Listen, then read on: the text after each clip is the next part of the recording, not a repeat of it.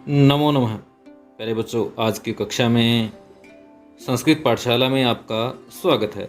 आज हम 10वीं कक्षा के लिए क समय, हाँ जी, कितना समय हुआ है, समय के पाठ को पढ़ेंगे और ध्यान से समझेंगे कि किस तरह से अंकों को शब्दों में बदला जाता है और शब्दों में हम समय बता सकते हैं। ये देखिए, बीच में आपको घड़ी नज़र आ रही है जहाँ पर लिखा हुआ है घटिका। घटिका यानी घड़ी। सुइयों को देख लीजिए आप और उससे अंदाज़ा लगाइए। नीचे लिखा हुआ भी है अंकों में 4। अब हिंदी में तो आप समझते हैं कि 4 बजे हैं, फिर संस्कृत में कैसे लिखेंगे? संस्कृत में हम लिखेंगे चतुः जमा वादनम, संधि कर देते हैं, चतुर्वादनम हो जाता है चतुः वादनम।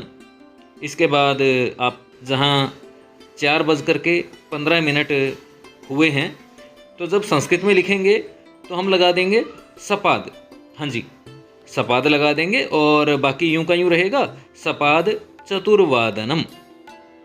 इससे आगे बढ़ते हैं और अपने बाएं आते हैं। बाएं देखिए, 4:30 बजे हैं, तो सपाद को अब हम हटा देंगे, यहाँ लिखेंगे हम सार्ध और हो जाएगा सार्ध चतुर्वादनम, यानी 4:30 बजे हैं। इसके बाद 4:45 बजे हैं, तो आप लिखेंगे पादोन, पादोन पंचवादनम, यानी 4:45। इसके बाद आगे देखिए 5 बजे हैं घड़ी में, तो आप इसको शब्दों में लिखेंगे पंचवादनम। ये बात एक बार फिर दोहरा देता हूँ। जैसे 4 बजे हैं, पूरे 4 बजे हैं, तो हम लिखेंगे चतुर्वादनम। 5 बजे होंगे तो नीचे आपने देखा है पंचवादनम। 6 बजे होंगे षटवादनम, सप्तवादनम, अष्टवादनम। लेकिन अगर सपाद यानी सवा में चला जाता है तो आप लिखेंगे सपाद चतुर्वादनम, सपाद पंचवादनम यानी 5:15 बजे, सपाद षटवादनम यानी 6:15 बजे, सपाद सप्तवादनम यानी 7:15 बजे, सपाद अष्टवादनम यानी 8:15 बजे, यानी 8:15। आगे बढ़ते हैं। अगर सार्ध की बात करें, साढ़े की हम बात करें, तो आपने अभी पढ़ा सार्ध चतुर्वादनम यानी 4:30 बजे, सार्ध पंचवादनम यानी 5:30 बजे, सार्ध षटवादनम 6:30 बजे, सार्ध सप्तवादनम यानी 7:30 बजे, सार्ध अष्टवादनम 8:30 बजे और इसी तरह से सार्ध नववादनम यानी 9:30 बजे। इसके बाद पौने में चलते हैं। जैसे यहाँ 4:45 अभी हमने बात की थी, पादोन पंचवादनम, इसी तरह से पादोन षटवादनम, पादोन सप्तवादनम, पादोन अष्टवादनम, पादोन नववादनम, पादोन 10 वादनम, पादोन 11 वादनम और पादोन 12 वादनम यानी 11:15। और फिर पंचवादनम, तो इसी तरह से 1 वादनम, द्विवादनम, त्रिवादनम, चतुर्वादनम, पंचवादनम, सप्तवादनम, षटवादनम, अष्टवादनम, नववादनम, 10 वादनम, 11 वादनम या 12 वादनम। तो अपेक्षा है आपको समझ में आया होगा। फिर भी आगे कुछ उदाहरण हम देखते हैं। जैसे इदानीम का समय है, अब क्या समय हुआ है? घड़ी आपने देख ली, 8 बजे हैं, तो हम लिखेंगे इदानीम अष्टवादनम, अभी 8 बजे हैं।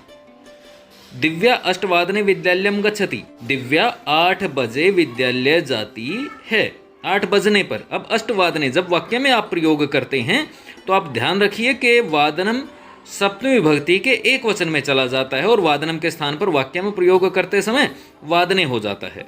जैसे अगला उदाहरण आप देख लीजिए, इदानीम का वादनम, इदानीम सार्ध चतुर्वादनम। फिर हम चतुर्वादने पठामी, मैं 4 बजे पढ़ता हूँ। अहम अगर यहाँ पर दिया हुआ है जैसा आप देख रहे हैं, तो हम चतुर्वादने पठामी या अहम सार्ध चतुर्वादने, जैसा घड़ी में 4:30 बजे हैं, 4:30 बजे हैं, तो हम लिखेंगे हम सार्ध चतुर्वादने पठामी। आगे बढ़ते हैं। इदानीम का समय, अब यहाँ आप देखिए यहाँ कितने बजे हैं? इदानीम पंचवादनम, अभी 5 बजे हैं। लेकिन अगर त्वम में करेंगे, त्वम पंचवादने पठसी, वाक्य में जब आप प्रयोग करेंगे उस समय को, तो सप्तमी के एक वचन में वादने का प्रयोग हो जाएगा। त्वम पंचवादने पठसी, तुम 5 बजे पढ़ते हो। तो ये तो बात थी समय की। एक बार फिर आपको पुनः मैं आपको दोहरा देता हूँ, देख लीजिए। जब पूरा समय होता है, जैसे 4 पूरे बजे हैं तो चतुर्वादनम। सपाद होता है जब 1:15 होते हैं तो सपाद चतुर्वादनम। जब 4:30 की बात होती है तो सार्ध चतुर्वादनम यानी 4:30। और जब पौने की बात होती है तो पादोन पंचवादनम, 4:45। और पूरे होने पर पंचवादनम यानी 5 बजे हैं। तो आशा है आपको ये पाठ समझ में आ गया होगा। और बस इतना ही ध्यान हमें रखना है, मैं पुनः आपको बता रहा हूँ। बिना वाक्य के जब हम समय को लिखेंगे तो हम लिखेंगे वादनम, लेकिन वाक्य में जब आप प्रयोग करेंगे तो वादनम नहीं आएगा, सप्तमी का एक वचन आएगा वादने। जैसे हम सार्ध चतुर्वादने पठामी, मैं 4:30 बजे पढ़ता हूँ। तो अब आपकी बारी है, आप इसके लिए अभ्यास करें और पूरी घड़ी के अनुसार यानी जो भी समय होता है उसके अनुसार आप अपना अभ्यास करके देखें कि किस समय को आप किस तरह से शब्दों में लिखेंगे। धन्यवाद।